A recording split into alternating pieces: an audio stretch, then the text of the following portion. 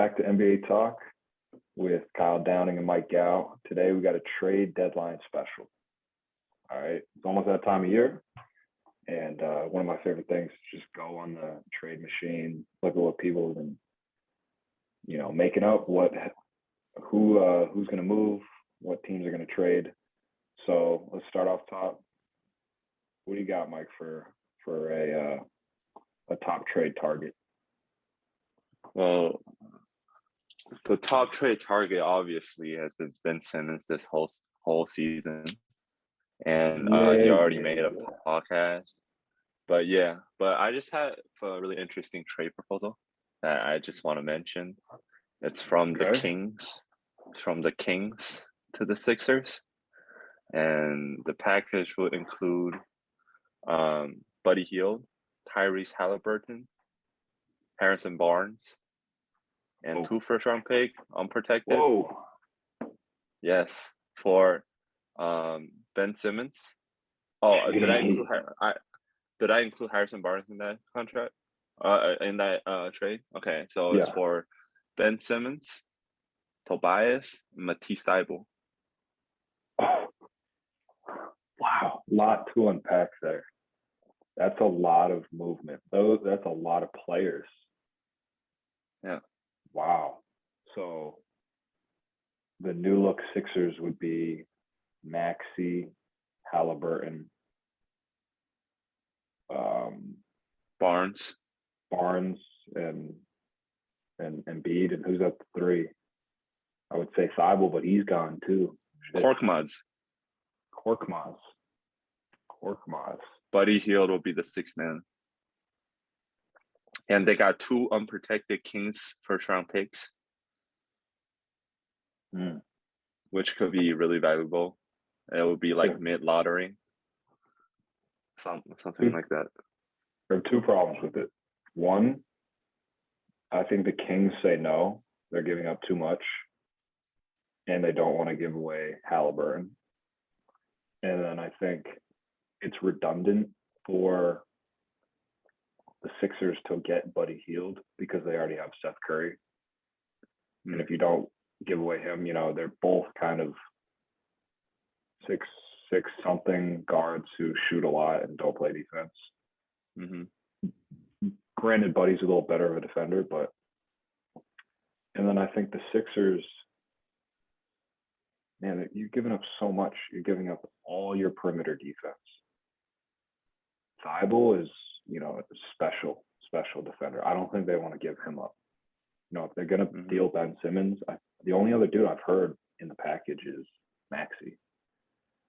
Mm-hmm. So what do you think about it? Do you agree with that trade? Is it you kind of just throwing it out there? No, I was thinking about it, and because I think what the Sixers want is a superstar, but for me, like if I'm Daryl Morey, like I don't know if the Kings will be willing to give up Tyrese Halliburton, but I'll be really happy to trade Ben Simmons for Tyrese Halliburton because I love that guy, and I feel like he have a really bright future ahead of him. Like he had more upside than Ben Simmons. So if that trade is proposed to me, like I wouldn't be mad at all. But it's just all about if the Kings want to do it at all. But I'm a big fan of Tyrese, so that's the only reason why because the Sixers want a superstar top 20 guy, and that's how I see Tyrese Halliburton in the future is one of the alphas. Top 20?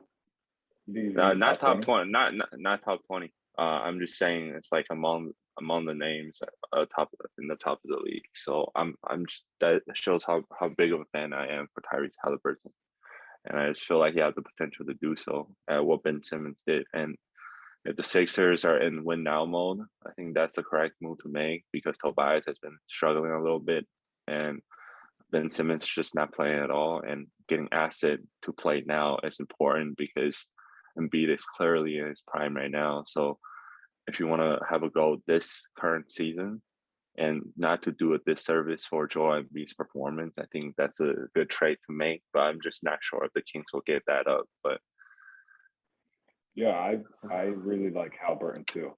I picture him as, granted, we always do comparisons about kind of what do the same players look like, who's similar and play similar. But I really think he's like a Lonzo Ball type of player, very versatile, can play lead guard, can play off the ball, can just fit in with whatever group is on the court. And he does a little bit of everything. He defends, he playmakes really well, and he can shoot. It's unorthodox, just like Lonzo, but he can knock down shots. And he's really young, really young. He's got a lot of potential. Okay, so and he do podcasts. Right, and he's a smart guy. Yeah, and he's a he do a podcast. Yeah, smart dude. That's my guy. Yeah. So talking trades, the last couple of years, it seems like the Celtics. Man, they're always. It's always. What are the Celtics going to do at the deadline? Because the last 2-3 years they've been underperforming, and this year, I'm not going to give you my full Celtics opinion breakdown right now because we're talking trades, but I think the Celtics are on the upswing. They're the 8th seed. They're 500, 24-24 right now. But I think their cohesion and they're starting to play together. Beating the Kings last night by like 80 points really helped. Really helped their camaraderie. I saw they were pushing the ball like crazy, and they were all lifting after the game because they, I saw that Josh Richardson. Yeah. And looking at this, I'm like, damn, their chemistry is pretty good. Like JB and JT, they like Josh Richardson.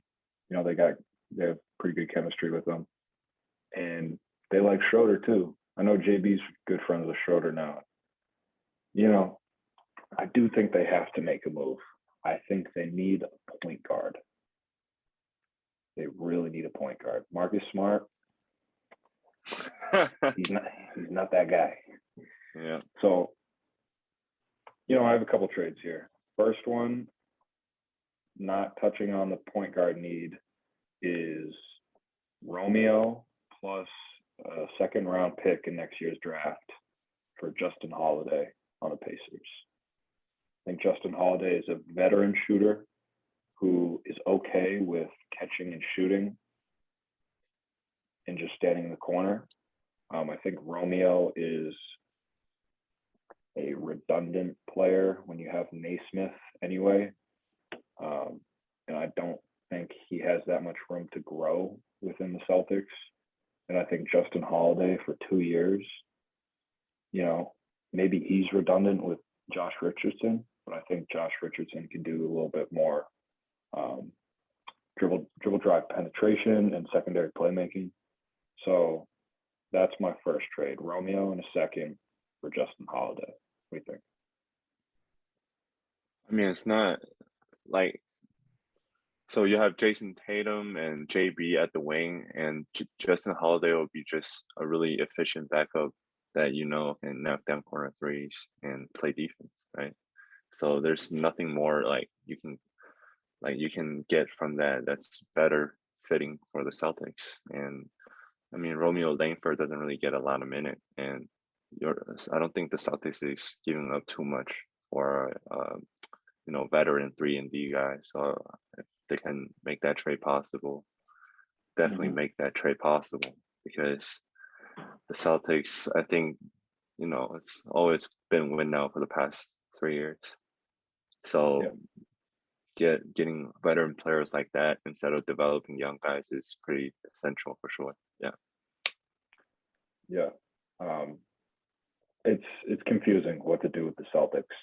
Honestly, you look at their roster up and down, and it's kind of hard to determine what to do. You have Schroeder on a 1 year, playing really, really well in some cases, and then looking like a pretty poor fit next to the two wings at other times. So it's hard to figure out there. If I had to pick an ideal world, I want them to get a true point guard. I was looking at trades for Goran Dragic. I think he's a good, steady veteran who's killed us. I thought he's not going to play this season. he's not going to play in Toronto. I think I don't know if he'd play anywhere else, but and it's a little too much money. I don't know. It's tough. 17 mil or something, right? Yeah, 17 and a half. So moving on from the Celtics, I think the elephant in the NBA is Mr. that bank shot master, Russell Westbrook and the Lakers. Man, we said it before the season. I've said it, and he's just a horrendous fit. And their roster is, man, it's up there with that 2018 Cavs team before they traded away everyone, with like one of the worst roster constructions. Like you have 14 guys expecting to get 15 to 20 minutes a game. And that can be that's a problem in the locker room. That's a problem with hierarchy and team structure, you know. And when you find all those old guys who are supposed to help out aren't even better than Austin Reeves to get on the court, you're like, man, what is going on with this roster? So everything. Let me ask you, is there any way to change their roster? Yeah. I've heard no, but what do you think? I mean, if the Lakers is willing to give up a 2027 first round pick, they can get JLaw, which he is on an expiring contract, so they can rebuild the roster again this offseason to make some moves. That's the best move you can make for Russell Westbrook because nobody else is willing to take him. The only matching contract in the whole league is jLawbball, which, you know, the Wizards and the Rockets thing they made. Now it's like you got to make it again to get rid of him. That's the best. That's the only way right now. Or else you're going to stick with him for 2 more this year and 1 more year. Mm-hmm. So next year, maybe it's easier to get rid of him because he's on an expiring contract. But this year, you're not getting rid of him until unless you get it to the Rockets. It's a mess over there right now. So, yeah, they just want a first-round pick. Yeah, and if I'm the Rockets, I don't want Russell Westbrook. I don't even care if it's for a dude who's not even on the team. Like, I don't want that. Everything that comes with Westbrook, all the baggage, all the media attention, I just think the Lakers have to solidify a lineup. And it's like, okay, these are our 6 to 7 guys who are going to be in it.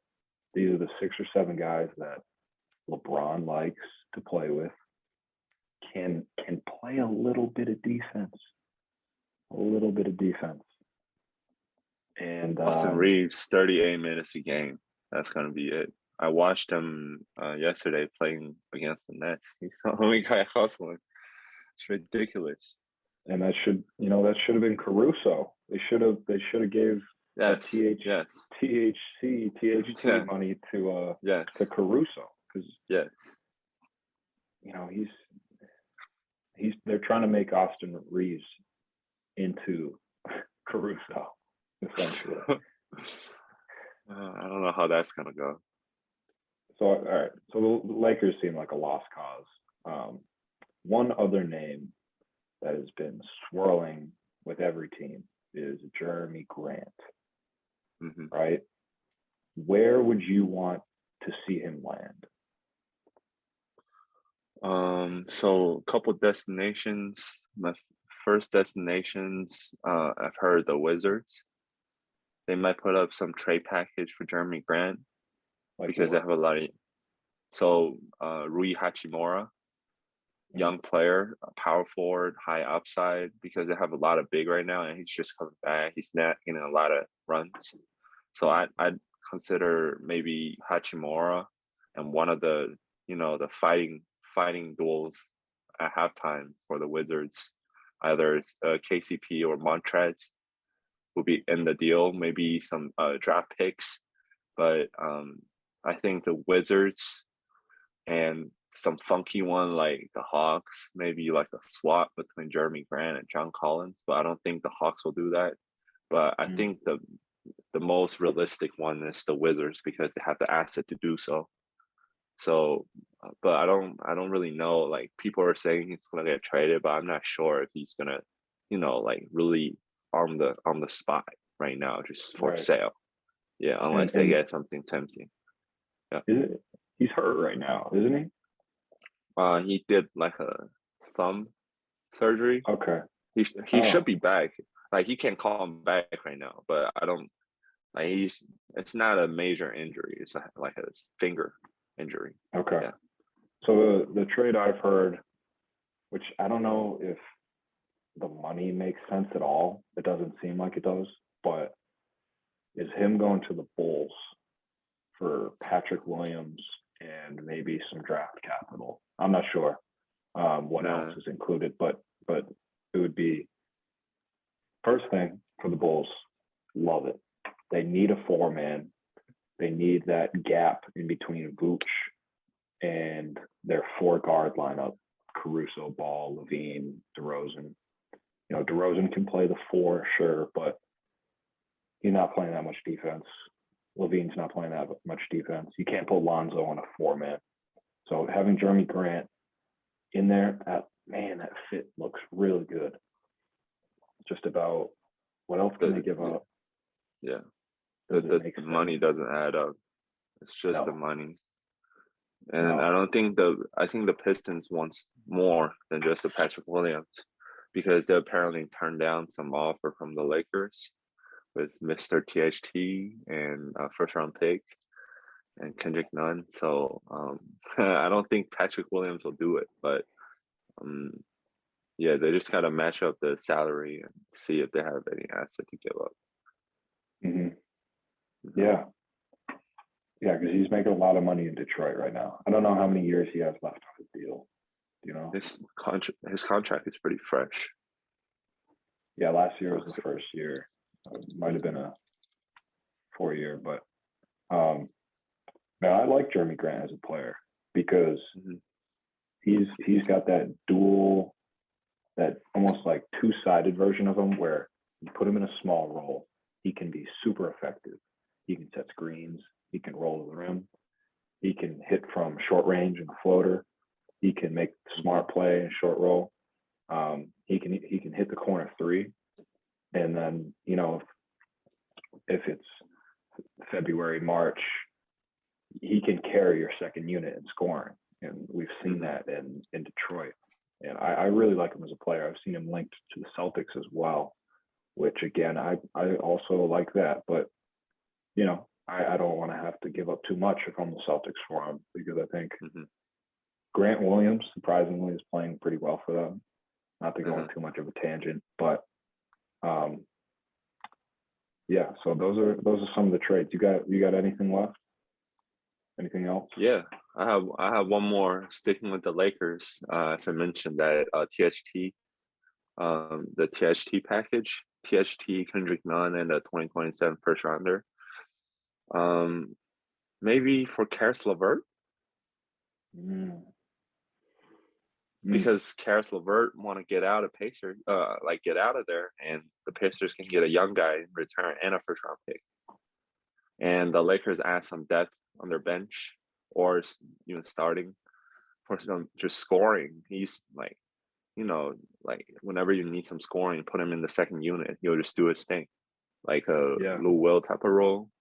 And he has proven that he had the capability to do so before he went to the Pacers. When he was on the Nets, he was doing that, running with the bench unit, and he started and he was like performing well. So I feel like that's a better fit for the Lakers because they need some offense right now. They need everything right now, but I think LeVert makes more sense than THT at this current stage at the win now mode for the Lakers. Yeah, it's interesting.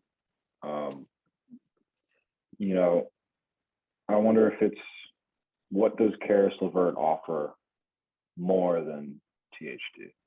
More scoring? More experience, more scoring. Where is that experience coming from? A first round loss on the Nets? No, it's just he hasn't played with LeBron yet, so he's not mentally messed up. Maybe THT has played with LeBron. That learning curve takes a while, so he's kind of used to it. You know what I'm saying? He's not. It doesn't look like it. Sure He's doesn't had look some like okay it. games. He's had some okay games, but Sure doesn't look like it. But I just feel like Karis LeVert is a more well-rounded player than THT at this current stage. So I think it's a better fit. Yeah. Okay, heard you. So unless you got anything else, I think that wraps up our trade deadline discussion there. So one final topic we want to talk about is Mr. Gao personally. Hey. So quick context.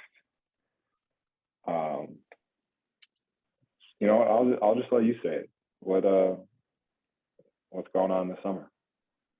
Well, I'm going to be working with Mr. Jordan Lawley, JLaw Bball, for some summer internship. And I first submitted my application for fun because I didn't know if it's going to work. It's super orthodox website that just said, oh, here's a submission if you want to be an intern.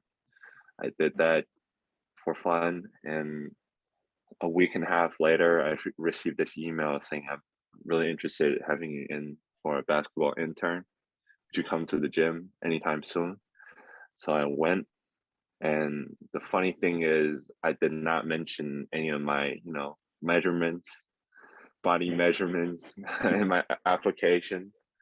And the moment he saw me, he was like, "You are hired." And that's how I got that job. Yeah, basically it. Yeah, I really wish I was somehow able to see that reaction from JLaw, because man, like from what I know of it previously, I've seen on his Instagram like a bunch of Asian kids trying to guard NBA players, and essentially they're like paid interns to just get demolished on defense. And they're 5'10" or something. They're not really doing much to put a hand up or something. And now we got some rim protection. Now we're talking. Oh yeah. And not only that, you said he might need some bigs for their pro runs that they have there, which I can exactly see. There's so many good basketball players, but bigs are hard to find. You're 6'10". You've played high level basketball, and man, this is a special opportunity. Man, I just gotta get myself in shape so I don't get embarrassed in the summer. That's the main objective right now when I go back to our dorm, go back to our campus, is work out, get shots up, do my basketball workout, and study. So that's gonna be my two main objectives going back. And you'll see me, at the weight room every single day, putting some muscle up. So yeah, it's just surreal. When he told me, it's like, you gotta be ready to guard Julius Randle. I was like, what? Like, hold on now. Yeah, so definitely. Damn. Yeah, definitely And some. Yeah. So there's a kind of a second aspect of this that is, we have our own NBA podcast. We're huge NBA fans, huge basketball fans, and most younger people entering the workforce, they like basketball. A lot of their dream jobs is, oh, I want to be a GM. Oh, I want to be in the front office of the NBA. Not really looking to be a coach. Coaching grind is different, but front office, doing business, I would love to do. So the hardest thing is to find connections, and looks like you're going to have front row access to some NBA pros in their camps. So I've told you this already, but for the podcast, this is a perfect time to start your networking.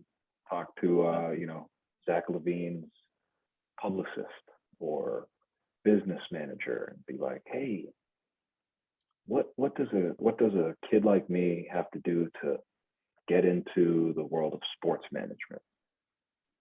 And those type of questions, that type of access can be life changing. So man, it's a crazy opportunity. Absolutely. That's why I'm in that business communication class right now. You know exactly why. Learn how to talk to people. So yeah, I'm gonna try to grasp my opportunity this summer, and we'll see how it goes. But I just feel like, for Jordan Lawley, he's running more than a basketball camp. He's running like a company, which he told me that if I want to work on marketing, he have a marketing team that's running his company and his videos and all the sports media stuff. So he said, I prefer to do that. I can do half on court, half off court with the marketing team. So that'll also be some sports marketing experience for me. And I feel like because right now, without some like actual sports marketing experience, it's really hard to gain any like summer internships for like these big, franchises. Like I applied to the Clippers. Unfortunately, I didn't get in because there's probably more candidates that have more experience in the sports industry. And I just feel like this could be my stepping stone to it. And I'll try my best. Absolutely. So man, this has been great. I need to finally get a kind of a closer going here. So this has been NBA Talk on the KB Pod, and here we are. We're out.